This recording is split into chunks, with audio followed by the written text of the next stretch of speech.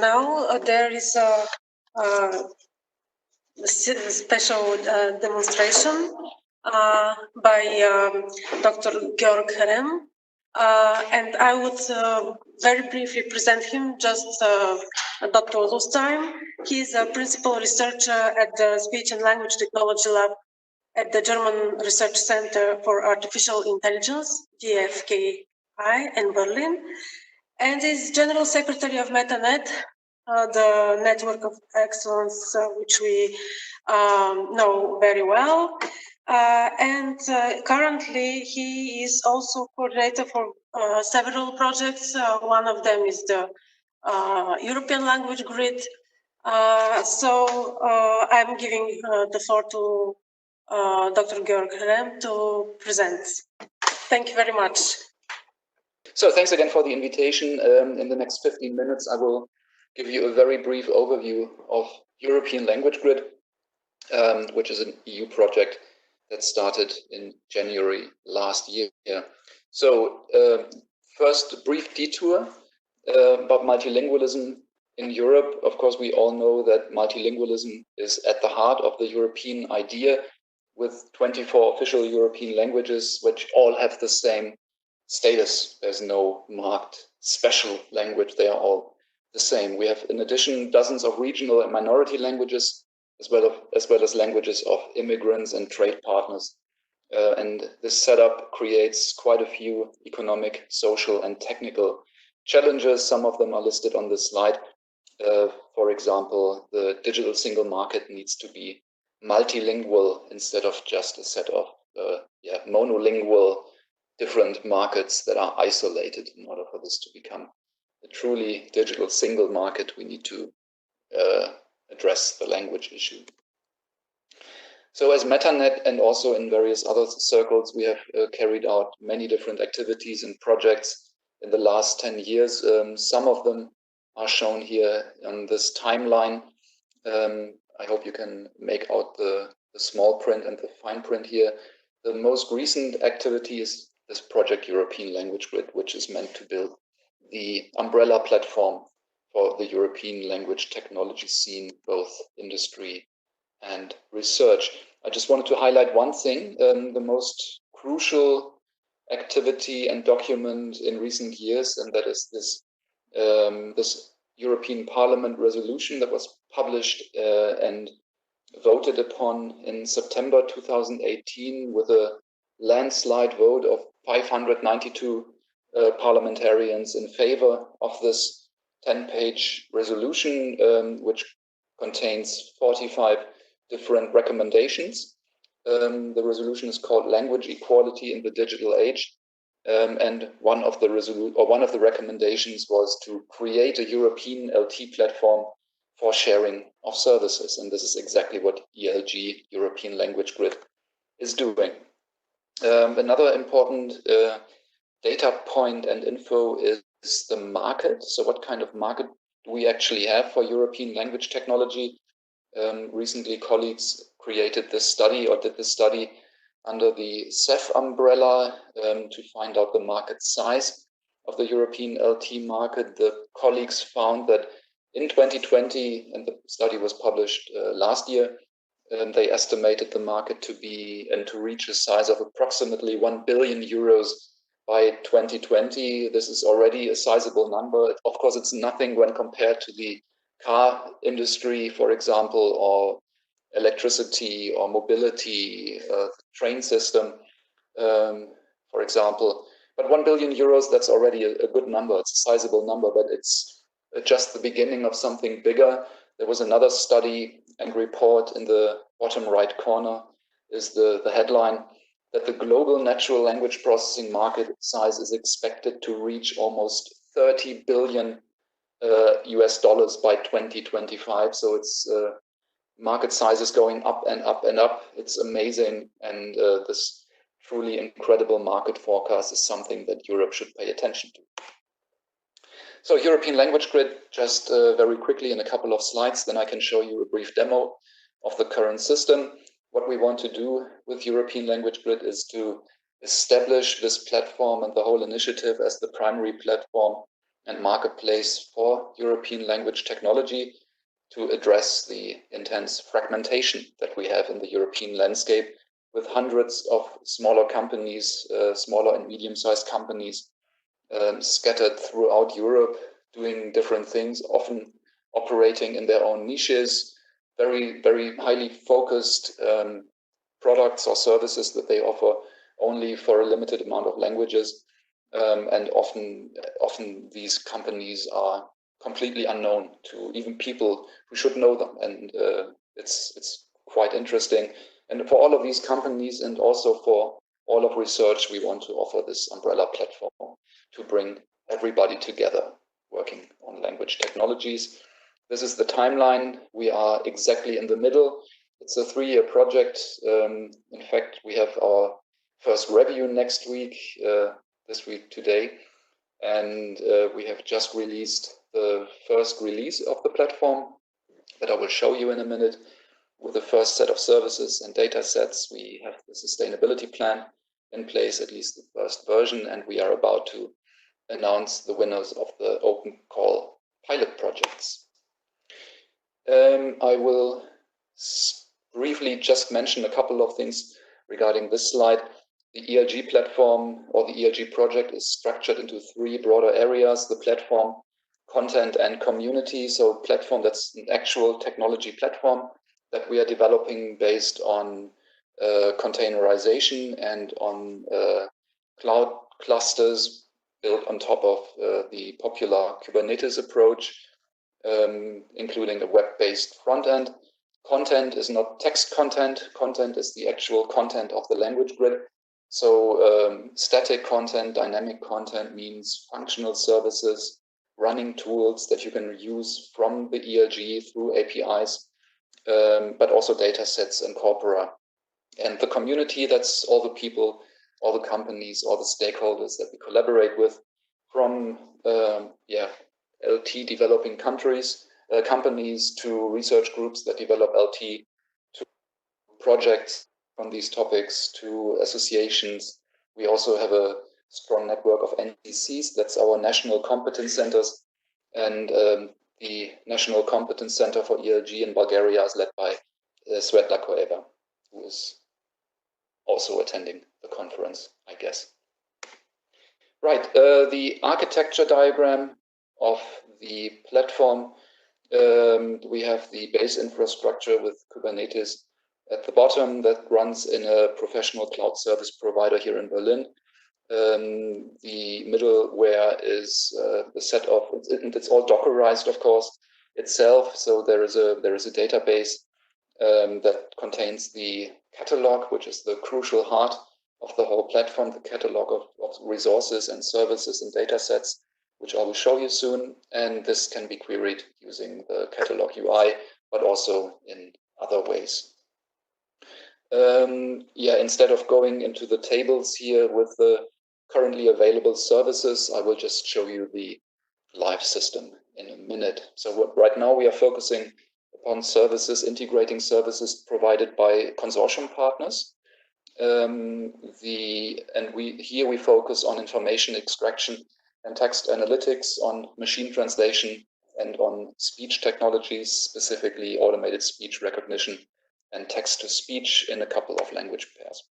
And similarly, for resources and data sets, we are focusing also on the repositories that we know and that we organize or maintain ourselves. So ELRC share, MetaShare, and the ELRA catalog, and all freely available language resources have been ingested into the ELG.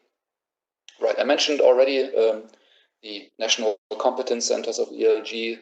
Here the photo that you can see on the slide, that was our first face-to-face meeting in Brussels in October last year.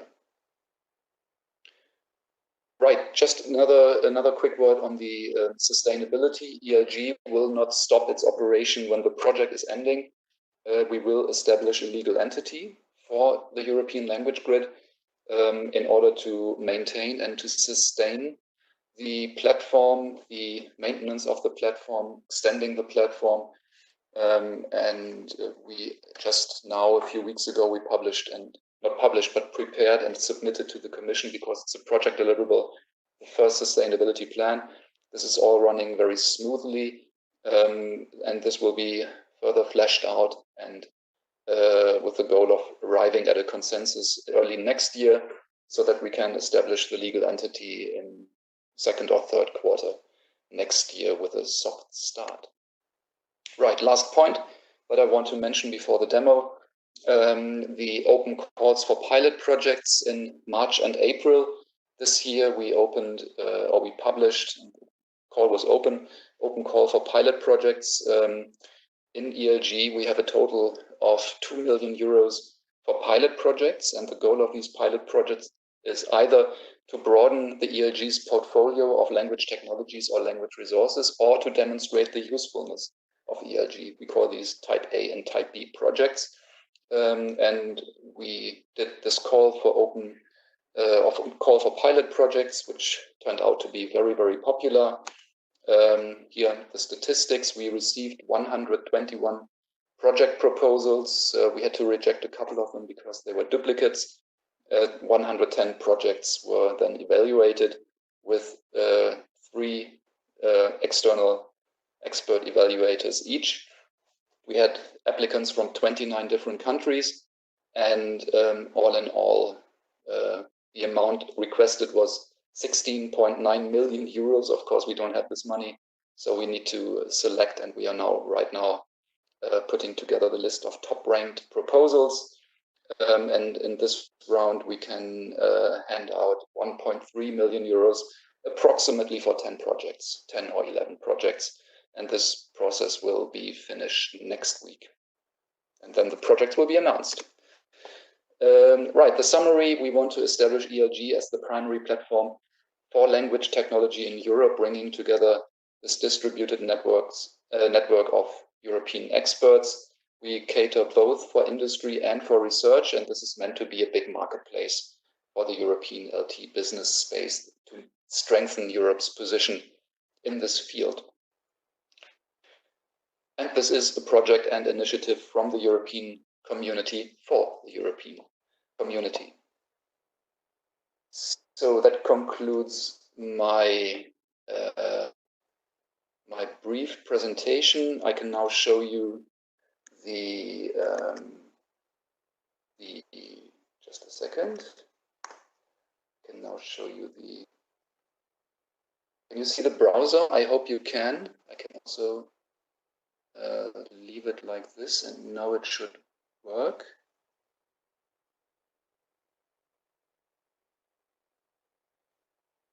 No, I think if I see this, it does work. Okay, now you can see it. If I identify this correctly. Okay, this is the landing page of the European language grid. The most important feature right now is this big pink button, or the search field, so you can search the catalog, or you can simply, if you don't want to search and just browse the catalog, you just press the button without entering any search terms.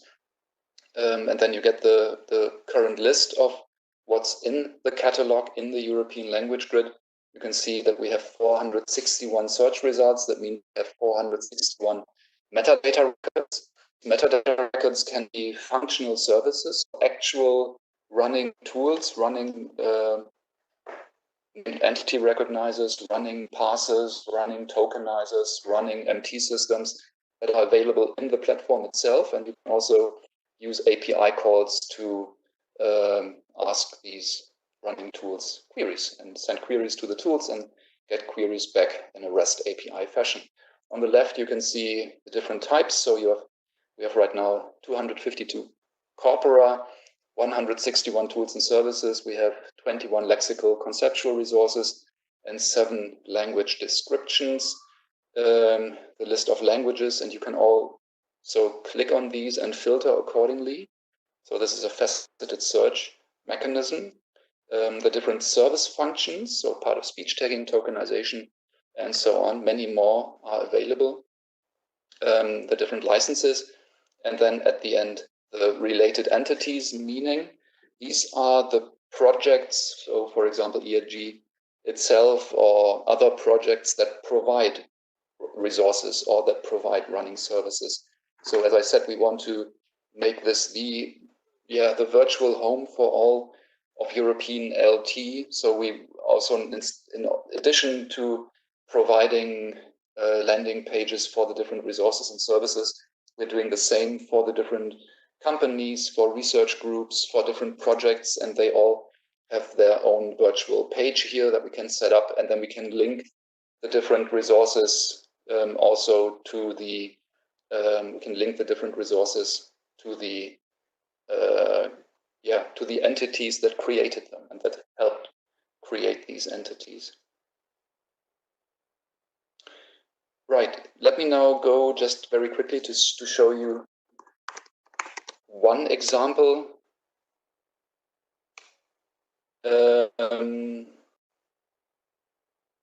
Let me just go to the tilde machine translation engine, English to Bulgarian. So this is the landing page of this specific service, where you can see some metadata regarding the service, who's the provider of that service. You can see what it needs as input type, so English language input in a specific JSON format. The function is machine translation.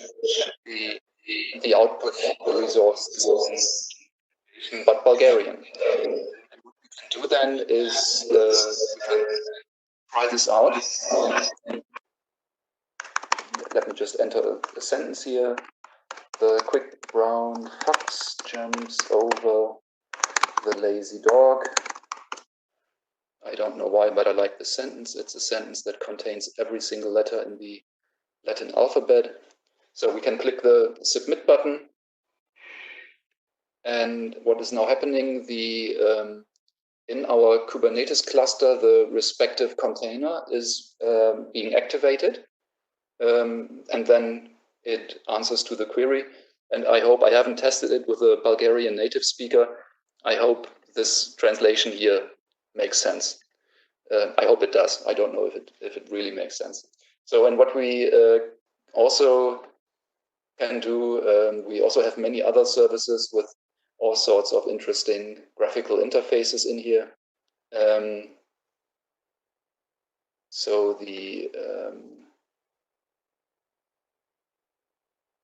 I also wanted to show you just very quickly, for example, what it looks like. So this is a list of projects. Of course, it's all very preliminary and we are only at the beginning of populating the catalog. In 1 year, in 2 years, in 3 years, we hope that the catalog is mostly complete. Yeah, so that we have all research groups that work on this topic in the ELG, all companies who work on this topic in the ELG, and everything they offer and everything they produce also in the ELG. And one thing that I would like to do in the not too distant future is, then maybe you remember the Metanet white papers and this exercise of finding out what the technology support is of Europe's languages. If we have everything and all the data in the system, we can produce the white paper comparisons and these overview tables on the fly. Yeah, just on a finger click, we can produce these tables because we have all the information in the European language grid. And then we can see where we need to do some more work in order to help this language to become digitally equal in the digital age. That concludes my presentation. Thank you very much. I'm happy to take some questions. Thank you. Very comprehensive presentation, and my questions were answered.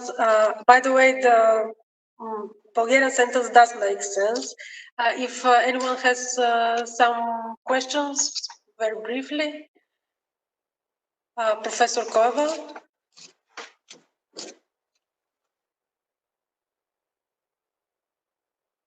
I'd like to thank Georg for his great presentation and demonstration. I'd like just to ask him to show the audience how many resources in Bulgaria already put in the system, in the platform.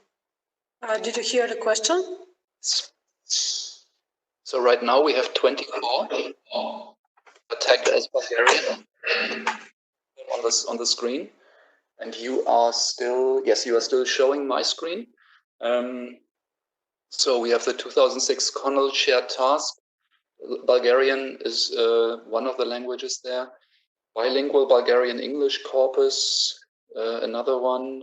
Bilingual documents, Bulgarian-English in the field of ICT and transport. More bilingual resources. Cogito, that's a commercial tool offered by our consortium partner Expert System in Spain and Italy. And Cogito Discover, that's a tool for language identification that's available, or that can also handle documents in Bulgarian. Greek, Bulgarian, Balti and Parallel Corpus, and the Entera Corpora, and some others. There's surely more available for Bulgarian, and I'm happy to explore with you, Svetla, and with all your colleagues, how we can get as many services in corpora for Bulgarian and on Bulgarian into the system as possible.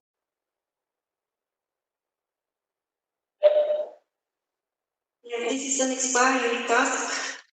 Thank you very much, Georg, once again. Thank you.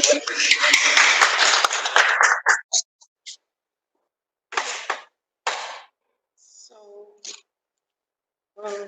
we're on a break now. Thank you. Thank you. Bye-bye. Bye. Thank you for joining us. Bye. Thanks for the invitation.